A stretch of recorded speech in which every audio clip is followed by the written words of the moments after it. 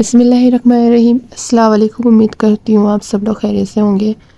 तो आज हम बनाने वाले हैं ये खूबसूरत नेक डिज़ाइन जो आपके स्क्रीन में शो हो चुका होगा, थंबनेल में भी दिख चुका होगा।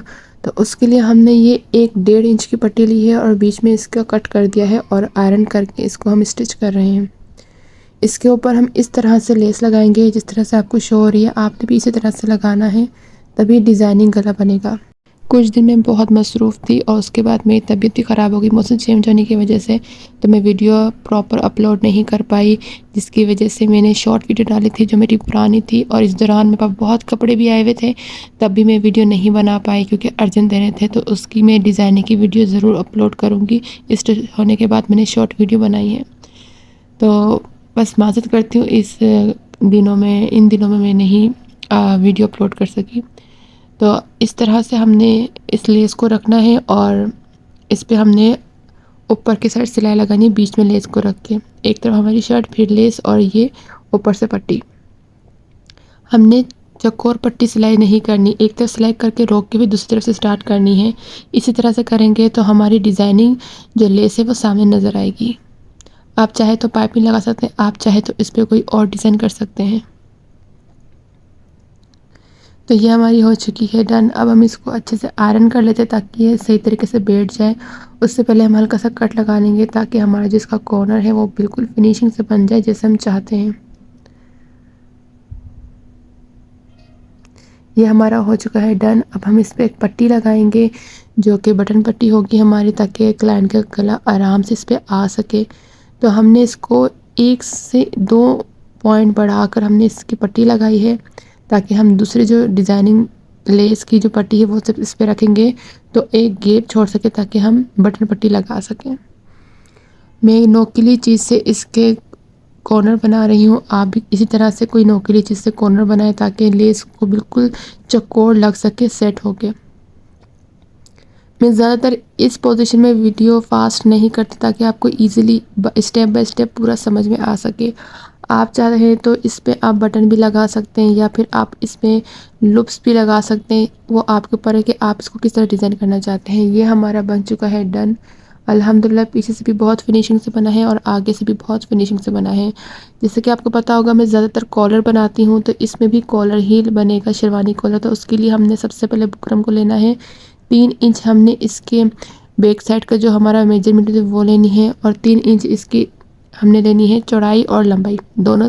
3 इंच के लेने के बाद इसे एक बॉक्स बना लेना है और जो हमने गले की कटिंग करने के बाद जो हमारा कपड़ा बचा था उसको इस पोजीशन में रखना है और इसको इस तरह से हमने राउंड निशान लगाना है।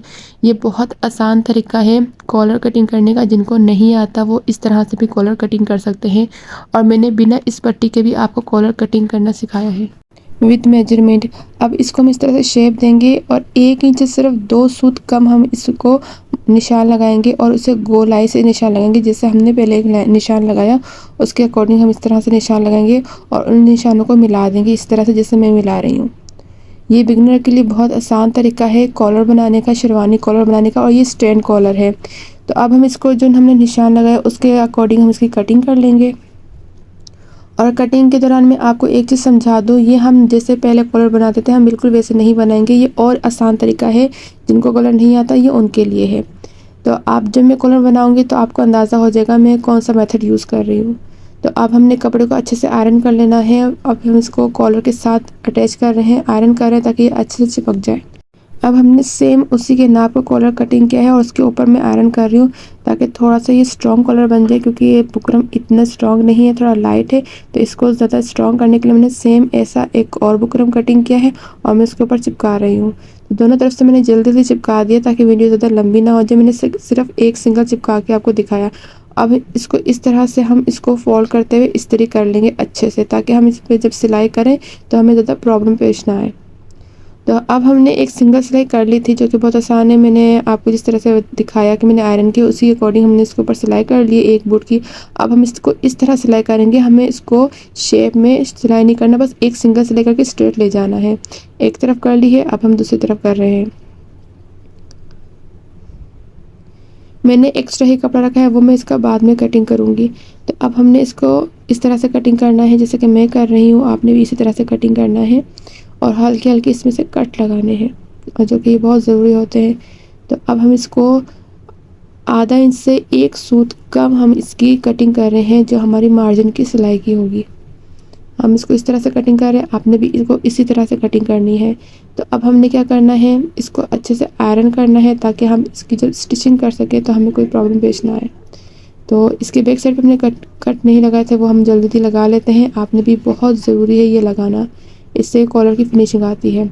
अब हम शर्ट के इसके बैक साइड पे हल्का सा कट मारेंगे ताकि हमारा सेंटर हमें मिल जाए। तो हमने इसका भी कट मार देते हैं, जो हमारा कॉलर होगा दोनों को कट मारने के बाद जॉइन करते हैं। इस तरह से दोनों का कट मिलाकर इसको एक सिंगल सिलाई करेंगे। जो हमने सिलाई की थी उसके बिल्कुल बराबर से हमने सिलाई करनी है, लेकिन हमारे बुकरम के ऊपर बिल्कुल भी सिलाई नहीं आनी चाहिए, क्योंकि अगर हमारे बुकरम के ऊपर सिलाई आएगी तो जाहिर सी बात है कॉलर ख़राब हो जाएगा। एक साइड से हमारी सिलाई हो चुकी है और हम इसको इस तरह से स्टिच करेंगे, अंदर से सिलाई करेंगे तो फिर हमारे इस तरह से बुकरम रेडी हो जाएगा। अब हम दूसरी तरफ से भी इसी तरह से सिलाई करते हैं जिस तरह से हमने पहले सिलाई की थी। तो हमने वहीं से स्टार्ट करनी है जहाँ हमने एंड किया था। तो हमने सिलाई वहाँ से स्टार्ट की और हम इसकी इसी तरह से सिलाई कर रहे हैं, जैसे कि आप देख रहे हैं। आपने भी इसी तरह से करनी है, ये बिगिनर के लिए है। अगर आप ऐसे सिलाई करते हैं तो आपका कॉलर बहुत फिनिशिंग से बनेगा और बहुत ईजी से बनेगा। तो अब हमने दोनों तरफ सिलाई कर दी है। अब हम जो इसकी एक्स्ट्रा है वो बाद में कटिंग करेंगे और अब हम इसको अपने अंदाजे से शेप देंगे जैसे आपको नज़र आ रहा है।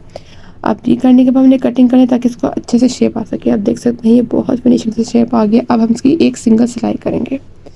तो अब हम इसकी सिलाई करेंगे।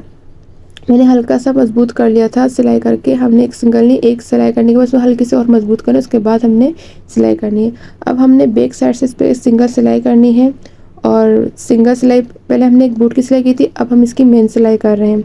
और हमने पहले से ही इसके कट दे के सिलाई कर ली थी तो हमें कोई परेशानी नहीं होगी। और नोकली जिससे मैंने जो थोड़े बहुत धागे निकल रहे थे वो अंदर की तरफ करके इस पर हमने पक्की सिलाई कर ली, जैसे कि आपको नज़र आ रहा हो। ये बिल्कुल फिनिशिंग से बना है। अगर आप भी यही मेथड यूज़ करेंगे तो आपका भी इसी तरह से स्ट्रेंट कॉलर बनेगा।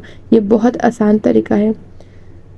तो ये हमारा मुकम्मल हो चुका है अल्हम्दुलिल्लाह। मैं अब इसको आपको फाइनल लुक दिखाती हूँ, लेकिन अभी सिर्फ इसका मैंने आयरन नहीं किया है, अभी सिर्फ मैंने स्टिच किया है और ये इसका लुक है।